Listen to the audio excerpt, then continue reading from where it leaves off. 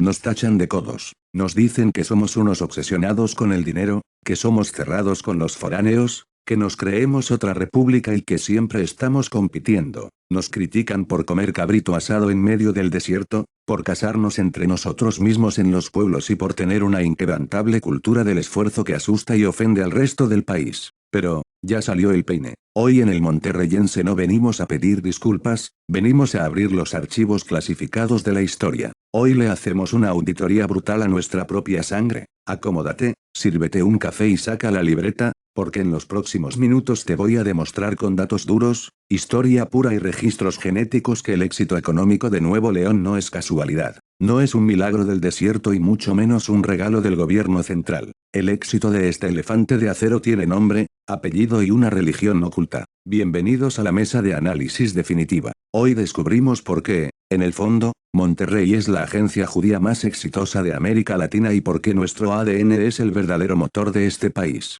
Para entender la mentalidad de alta dirección del regiomontano moderno, tenemos que viajar al siglo XVI y hacer una radiografía de cómo se formó México. Mientras el centro del país, la Nueva España, se llenaba de burócratas, virreyes, sacerdotes y conquistadores que buscaban oro fácil, títulos nobiliarios y mano de obra indígena para explotar. Aquí al norte llegó un perfil corporativo completamente distinto. Allá en Europa, España estaba pasando por un proceso de limpieza étnica y religiosa implacable con la Santa Inquisición. Los reyes católicos habían dado una orden tajante: o te conviertes al catolicismo o te largas del país, dejando atrás toda tu riqueza. Cientos de miles de judíos sefarditas se vieron acorralados. Muchos se fueron, pero otros se vieron obligados a convertirse al catolicismo de dientes para afuera simplemente para sobrevivir. A estos sobrevivientes se les llamó criptojudíos o marranos. Eran judíos que en la plaza pública iban a misa y se persignaban, pero en privado, en el sótano de sus casas,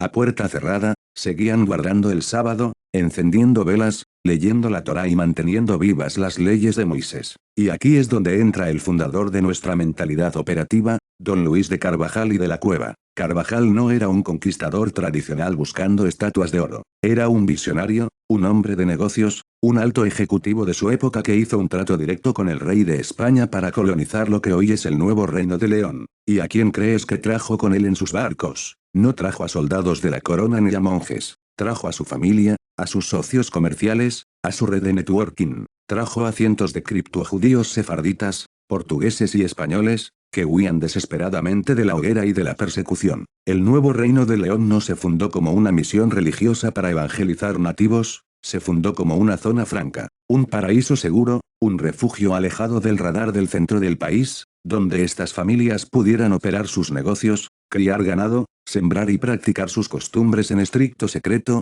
lejos de los ojos inquisidores de la Ciudad de México. Nuestra ciudad nació como un ecosistema de supervivencia, de libre mercado y de resistencia cultural. Que bañados los que creen que nuestras costumbres norteñas nacieron por pura ignorancia o falta de sofisticación. Todo en la cultura de Monterrey tiene un código oculto, una razón de ser basada en la protección de nuestra herencia. ¿Te has preguntado por qué el platillo insignia de Monterrey, el que nos da identidad a nivel mundial, es el cabrito? En el centro de México, la señal ineludible de que eras un buen cristiano era comer cerdo, las famosas carnitas y los guisos con manteca. Si la Inquisición sospechaba de ti, te invitaban a comer; si te negabas a probar el puerco, te acusaban de judaizante, te torturaban y te quemaban vivo en la plaza pública. Nuestros ancestros sefarditas, que por estricta ley de Dios tenían prohibido consumir cerdo, tuvieron que ejecutar una reingeniería de su dieta. Al llegar a este ecosistema hostil de montañas, desierto y matorrales, encontraron la solución perfecta en la cría de cabras y ovejas.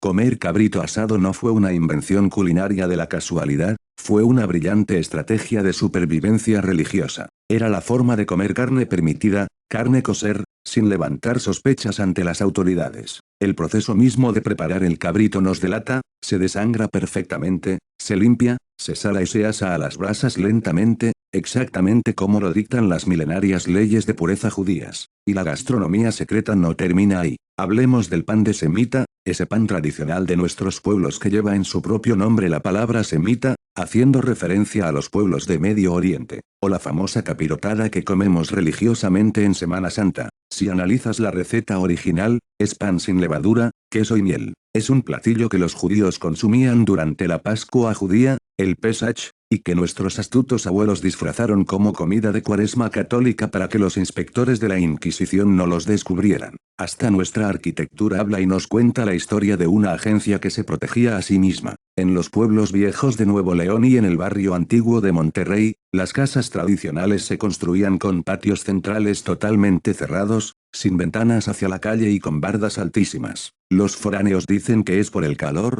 pero la verdad histórica es otra. Esas bardas se levantaban para que los vecinos no pudieran ver si la madre de la familia encendía las velas el viernes por la noche para recibir el sagrado sábat, o si los miembros de la casa se bañaban los viernes antes del anochecer para purificarse. El regio es celoso de su privacidad, nuestro hogar es nuestra fortaleza, somos desconfiados con el que viene de afuera a querer meterse en nuestras casas. Y ese es un rasgo 100% heredado de la cultura del criptojudaísmo que vivía con el miedo constante de ser delatado. Y no podemos dejar de lado el estigma social más grande que carga el regiomontano, la endogamia. Durante siglos, en los municipios fuera del área metropolitana, la regla era casarse entre primos. Hasta la fecha, el resto de México hace chistes y memes sobre los regios casándose entre familiares. Pero detrás de la burla hay una táctica de blindaje corporativo impresionante. Nuestros antepasados criptojudíos vivían rodeados de un imperio católico. Si un joven de la familia se casaba con una mujer externa,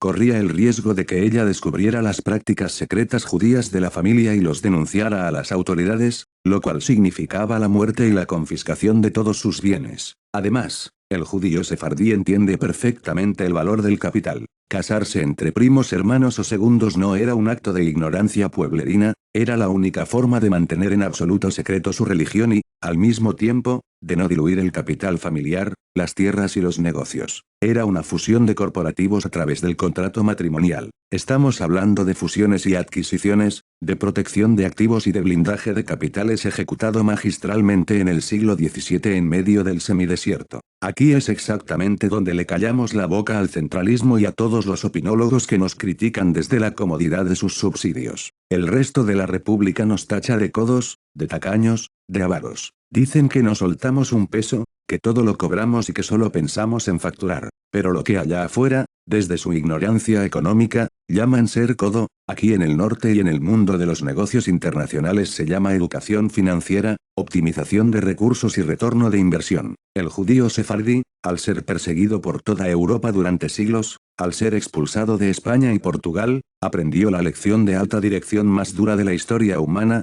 no puedes depender de papá gobierno y no puedes enamorarte de la tierra, porque un día llega un rey o un dictador y te quita todas tus propiedades por decreto. Entendieron que la única verdadera riqueza, el único activo que nadie te puede expropiar, es tu conocimiento, tu red de contactos, tu prestigio comercial y tu capital líquido. Esa es la verdadera agencia judía que vive en nosotros. Ese ADN de comerciantes implacables, de administradores de riesgo calculados, de banqueros y de emprendedores, se quedó tatuado a fuego en el código genético y cultural del regiomontano. Por eso, cuando Monterrey se vio completamente aislado por la Sierra Madre, sin ríos caudalosos, sin tierras fértiles para la agricultura fácil, sin minas de oro y plata, y olvidado por la capital del país, no nos sentamos a llorar bajo un mezquite, no fuimos a marchar a la Ciudad de México a exigirle al gobierno federal que nos mantuviera, nos pusimos a jalar, aplicamos la milenaria mentalidad sefardí de crear valor masivo donde aparentemente no hay nada. Si no teníamos agua,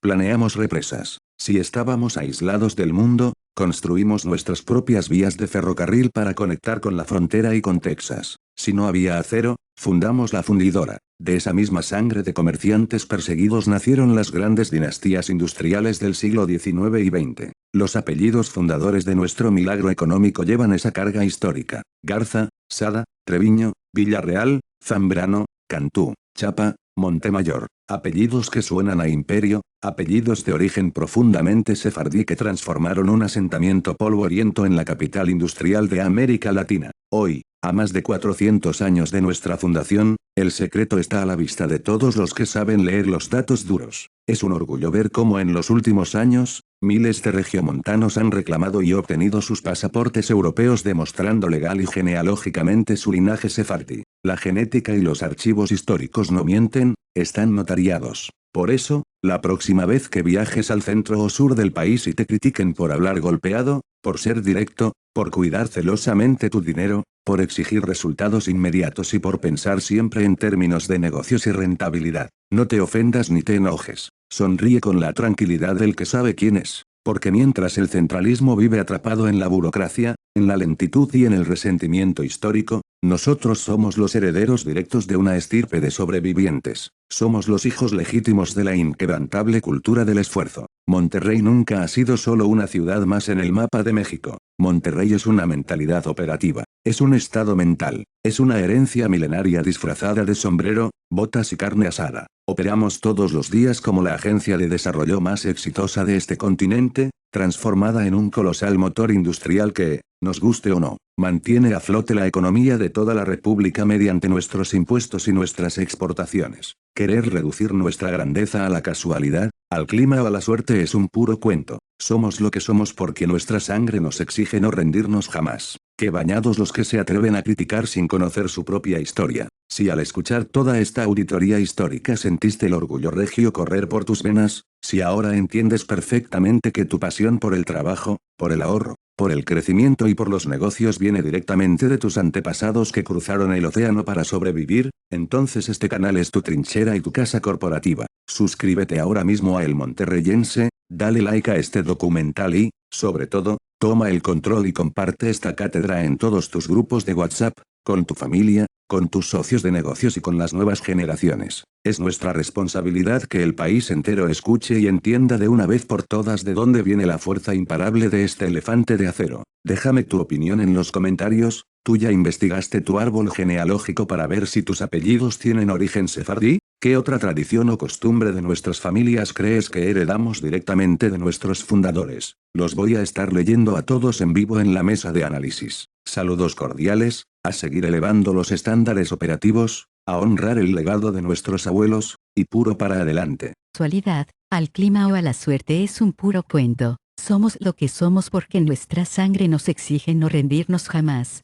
Qué bañados los que se atreven a criticar sin conocer su propia historia. Si al escuchar toda esta auditoría histórica sentiste el orgullo regio correr por tus venas, si ahora entiendes perfectamente que tu pasión por el trabajo, por el ahorro, por el crecimiento y por los negocios viene directamente de tus antepasados que cruzaron el océano para sobrevivir, entonces este canal es tu trinchera y tu casa corporativa. Suscríbete ahora mismo a El Monterreyense, dale like a este documental y, sobre todo, toma el control y comparte esta cátedra en todos tus grupos de WhatsApp, con tu familia, con tus socios de negocios y con las nuevas generaciones. Es nuestra responsabilidad que el país entero escuche y entienda de una vez por todas de dónde viene la fuerza imparable de este elefante de acero. Déjame tu opinión en los comentarios. ¿Tú ya investigaste tu árbol genealógico para ver si tus apellidos tienen origen sefardí? ¿Qué otra tradición o costumbre de nuestras familias crees que heredamos directamente de nuestros fundadores? Los voy a estar leyendo a todos en vivo en la mesa de análisis. Saludos cordiales, a seguir elevando los estándares operativos, a honrar el legado de nuestros abuelos, y puro para adelante.